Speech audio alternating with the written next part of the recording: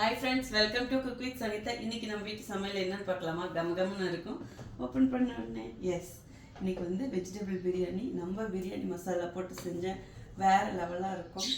So எப்பயும் நம்ம செய்கிற மாதிரியே தான். எண்ணெய் கொஞ்சம் நெய் ஊற்றி பட்டை லவங்கலாம் வேணாம், ஏன்னா எல்லாமே நம்ம பிரியாணி மசாலாவிலே இருக்கும்.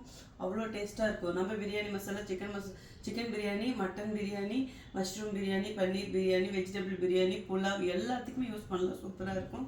ஸோ இன்றைக்கி நான் வந்து கேரட்டு, அப்புறம் காலிஃப்ளவர், பீன்ஸு, அப்புறம் உருளைக்கிழங்கு, பட்டாணி, அப்புறம் சவுச்சவுக்காய் வந்து பிரியாணி போட்டிங்கன்னா அவ்வளோ டேஸ்ட்டு சூப்பராக இருக்கும். சவுச்சவுக்காய் ப்ளஸ் வந்து நியூக்கல் காய்.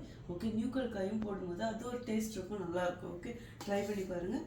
எப்பயும் செய்கிற மாதிரி தான் செஞ்சேன். அதை கொஞ்சம் எண்ணெய் ஊற்றி கொஞ்சம் நெய் ஊற்றி அதுக்கப்புறம் வந்து வெங்காயம், இஞ்சி பூண்டு பேஸ்ட்டு, கொஞ்சம் வந்து புதினா, கொத்தமல்லி, பச்சை மிளகா அதுவும் போட்டுட்டு எல்லாம், அப்புறம் ரெண்டு தக்காளி, கொஞ்சம் தயிர், அப்புறம் நம்ம பிரியாணி மசாலா எல்லாம் போட்டு வதக்குன்னு வதக்கிட்டு பச்சை மிளகாயும் போட்ட காரத்துக்கு, அப்புறம் கொஞ்சம் வெறும் மிளகா பொடி, அவ்வளோதான்.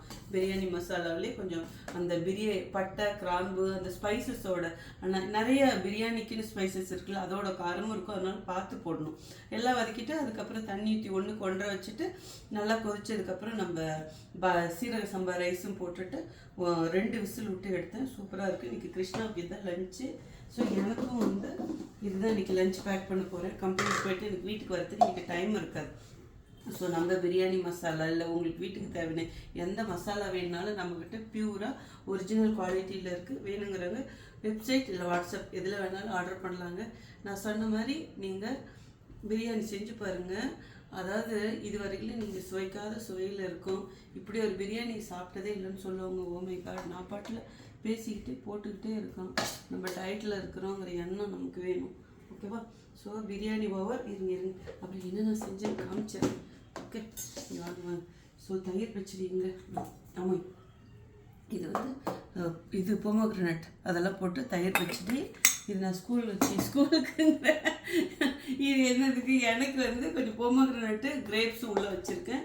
அப்புறம் எனக்கு தயிர் பச்சடி, அப்புறம் கொஞ்சம் கேரட்டு, அதுக்கப்புறம் எனக்கு வந்து அப்படி சூடாக இருக்குது பாருங்கள். இது என்ன, சக்கரவள்ளி கிழங்கு. ஓகே, இதெல்லாம் வந்து ஸ்நாக்ஸுக்கு வந்து இதை எடுத்து வச்சுருக்கேன். அப்புறம் முட்டை. ஓகே, இதுதான் இன்றைக்கி நம்ம வீட்டு சமையல். இது சக்கரவள்ளி கிழங்கு மீதி வீட்டுக்கு வரப்போ அவர் ஹஸ்பண்ட் லஞ்சு வந்து வீட்டில் சாப்பிடுவார். அவர் வந்து இங்கே சாப்பிடும்போது எடுத்துப்பாரு. நான் என்ன முட்டை மட்டும் இதில் உரிச்சு வைக்கணும், அவ்வளோதான். Okay, so see you, bye, love you all. அதே தான் சொல்லணும்னு நினச்சேன். எனக்கு இந்த சக்கரவள்ளி கிழங்கு பார்த்தீங்களா, ரொம்ப ரொம்ப அது சூடாக இருக்குது. இது எப்படி பண்ணணுன்னா, ஸ்டீம் பண்ணேன். கொஞ்சம் இட்லி பாத்திரத்தில் அடியில் தண்ணி ஊற்றிட்டு மேலே வச்சுட்டு